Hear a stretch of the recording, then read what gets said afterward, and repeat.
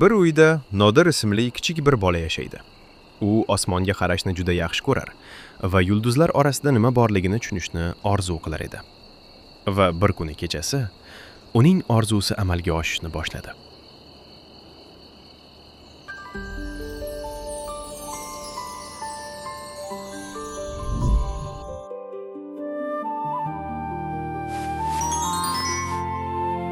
Salom. Qo'rqma. Men yulduzchaman. Yulduzcha? Ura! Menda yulduzcha uchib keldi. Sen menga koinotni ko'rsatasanmi? Ko'rsataman. Tayyorlan. Sayohatni boshlaymiz. Men har doim tayyorman.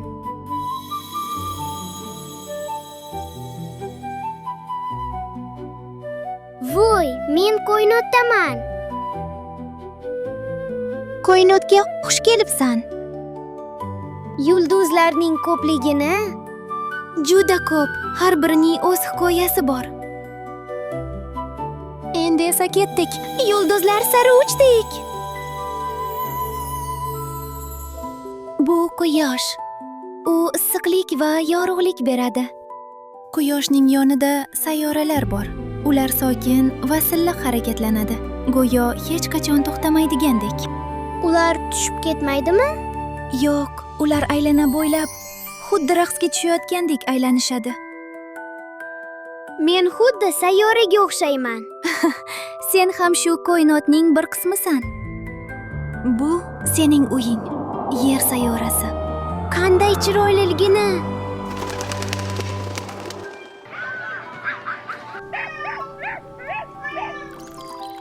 Mening sayyoram hayotga to'la ekan. Ha, bu yerda hayot bor.